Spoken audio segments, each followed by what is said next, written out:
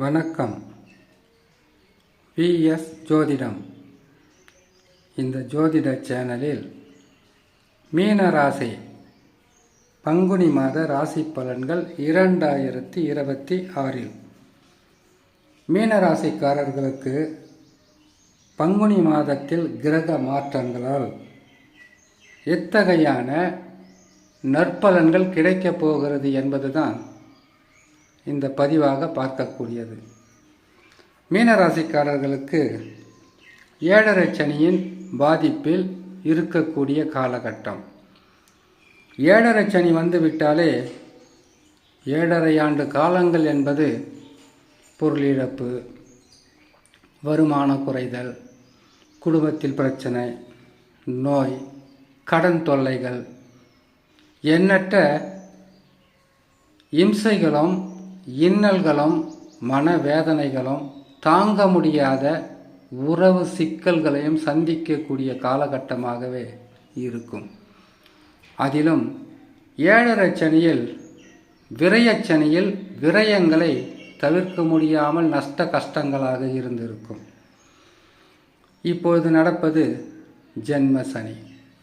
ஜென்ம சனி என்றாலே வன்மமும் மிகப்பெரிய பாதகமும் நிறைந்தது என்று அர்த்தம்.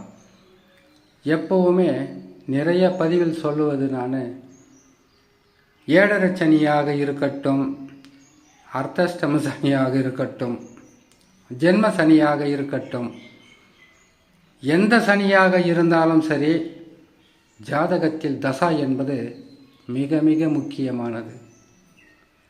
அந்த தசாவுக்குள் நடக்கக்கூடிய புத்தி என்பது உங்களுக்கு பாதகத்தை தருமா, பாதகத்தை தடுத்து காப்பாற்றுமா, இல்லை சாதகமான பலன்களை நடத்தி கொண்டு இருக்குமா என்பதை முடிவு செய்ய வேண்டியது சொந்த ஜாதகமும், ஜாதகத்தில் நடந்து கொண்டு இருக்கக்கூடிய தசாவும், தசாவுக்குள் நடந்து கொண்டு இருக்கக்கூடிய புத்தியும். அதுவும் மங்குச்சனியாக இருந்தால் கடுமையான கஷ்ட நஷ்டங்களை சந்திக்கக்கூடிய சூழ்நிலையாக இருக்கும்.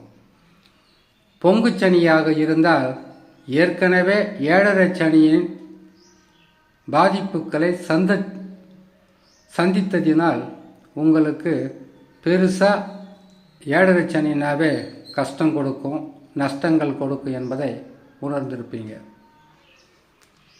இது மங்குச்சனியும் இல்லாமல் பொங்குச்சனியும் இல்லாமல் கங்குச்சனியாக இருந்தால் வயதான காலத்தில் இருப்பவர்களுக்கு மன நிம்மதி இழக்கக்கூடிய சூழ்நிலையாக இருக்கும். சொந்த பந்தங்கள், பெற்ற பிள்ளைகள், உறவுகளால் சில நேரங்களில் வாழ்க்கையை வெறுக்கக்கூடிய அளவிற்கு மனம் கஷ்டப்படுவது இந்த காலத்தில்தான். சரி, நாம் எடுத்த பதிவு ஒன்று, பேசிக்கொண்டு இருப்பது இன்னொன்று. பங்குனி மாதத்தில் கிரகங்கள் தரக்கூடிய பலன்களை பற்றி அறிந்து கொள்வதற்கு முன்பதாக சந்திராஷ்டம தினங்கள். சந்திரன் ஒரு ராசிக்கு 8ஆம் இடத்தில் அமரும் காலம் சந்திராஷ்டம காலம். இந்த சந்திராஷ்டம காலத்தில் மிக மிக முக்கியமாக கடைபிடிக்க வேண்டியது பொறுமை, நிதானம். வண்டி வாகனங்களில் வேகமாக செல்லக்கூடாது. யாரிடமாவது கடன் பெறுவது அல்லது கொடுப்பதை முற்றிலும் தவிர்க்க வேண்டும். வீணான வார்த்தைகளை பயன்படுத்தாமல் நிதானமும் பொறுமையும் மிக அவசியம். சரி, சந்திராஷ்டம தினங்களை பார்க்கலாம். வருகின்ற 3ஆம் தேதி 4ஆம் மாதம் 2026 பங்குனி மாதம் 20ஆம் தேதி வெள்ளிக்கிழமை காலை 8:24 துலாம் ராசியில் சந்திர பகவான் சஞ்சாரம் செய்யும் போது மீன ராசியான உங்களுக்கு சந்திராஷ்டம தினங்கள் ஆரம்பமாகும். சந்திராஷ்டம தினங்களிலிருந்து விடுபடக்கூடிய நாட்களாக 5/4/2026 பங்குனி மாதம் 22ஆம் தேதி ஞாயிற்றுக்கிழமை மாலை 5:03 விருச்சிக ராசியில் சந்திர பகவான் சஞ்சாரம் செய்யும் போது சந்திராஷ்டம தினங்களிலிருந்து விடுபடக்கூடிய நாட்களாக இருக்கும். இப்பொழுது இம்மாதத்தில் கிரகங்கள் தருகின்ற பலன்களை பற்றி பார்த்து விடலாம்.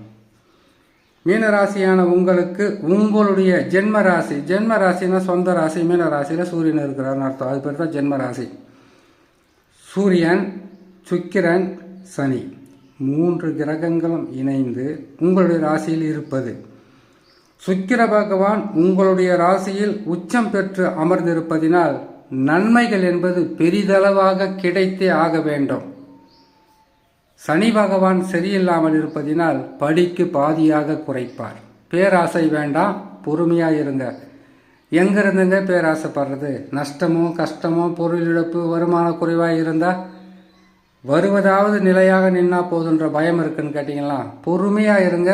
குரு மாற்றம், குரு வக்கரமாக இருக்கிறார். வக்கர நிவர்த்தி பெற்றவுடன் ஓரளவுக்கு உங்களுடைய பிரச்சனைகளை சரி செய்து விடுவார்.